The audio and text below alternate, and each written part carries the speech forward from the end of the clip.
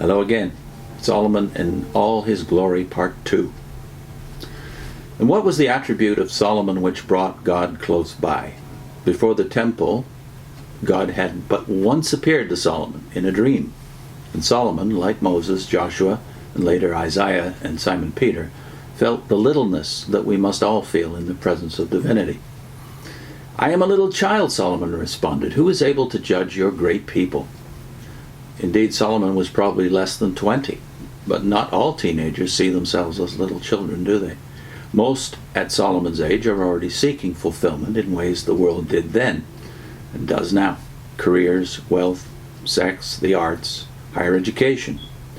In which way are we seeking our happiness? It was July 2006 when this sermon was given. It's July, and where are our teenagers on Sundays? The answer will likely tell you much about where they are seeking and being encouraged to seek their happiness. If you have teenagers in the family, get them to read Ecclesiastes. They may know some of it already. To everything there is a season for everything under heaven. One of the biggest songs of the 1960s, Turn, Turn, Turn. That's chapter 3. But get them to read chapter 2. Solomon had it all. Parties and pleasure, wealth untold, architecture, horticulture, music, the fine arts. Solomon did it 3,000 years ago. In Ecclesiastes, he recounts his attempt to find fulfillment in all these things. His conclusion, vanity, vanity, trying to catch the wind. Isn't that another song from the mid-60s? It seems we weren't far from the kingdom of God in those days. And we shall not forget one more way Solomon sought happiness.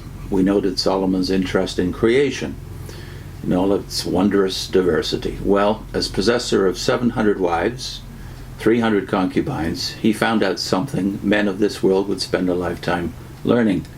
Diversity may be stimulating, but it's also exhausting to both body and spirit. Covetous appetite knows no ceiling, or better, no basement. And guess what's in the basement of Satan's sensual supermarkets?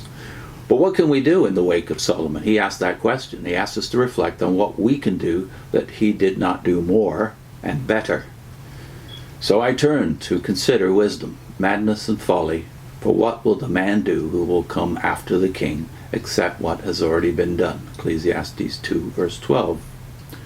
To be sure, not all Solomon's interest in the opposite sex was selfish, perhaps not even most of it. His marriage to Pharaoh's daughter brought many benefits to Israel. For a time, Egypt treated Israel almost as an equal on the world stage. Pharaoh's daughter was normally not available to foreigners, even to kings. So, the foreign wives were in effect insurance policies, fancy wrapped and scented. Remember Lot and Lot's wife. Like Lot, but unlike Abraham, Israel was now a settled people. Peace was the necessary condition of that prosperity. We recall that Solomon's very name means peace, shalom. But also, as with Lot, the cost of that peace was heavy. Compromise was the inevitable price. We recall that Yahweh had never commissioned an earthly king. He had but tolerated the people's passion to be like their neighbors, to have a visible ruler. He warned them through Samuel that the cost of an earthly king would be enormous. The Old Testament makes much of Solomon's expenditures on military preparation. Here Solomon and Israel were in direct violation of the spirit of the law of Moses. There is a brief passage in Deuteronomy, verses 14 to 20, which contains principles applicable to Israel's future king. There are 3 absolute prohibitions in Deuteronomy 17. He shall not multiply horses for himself. That's the first one. Neither shall he multiply wives for himself, lest his heart turn away, nor shall he greatly multiply silver and gold for himself. War preparations, sexual license, wealth. Yet these are the very things Solomon did, the book of Kings tells us, usually without even editorial comment. We may try to rationalize his comforts, his extravagant court, his compromises. After all, are not all of these the cost of international responsibilities and ambitions? How we love our comfort zones, our proof that life is under control. But what is the inevitable cost to faith when we make control and comfort our priorities?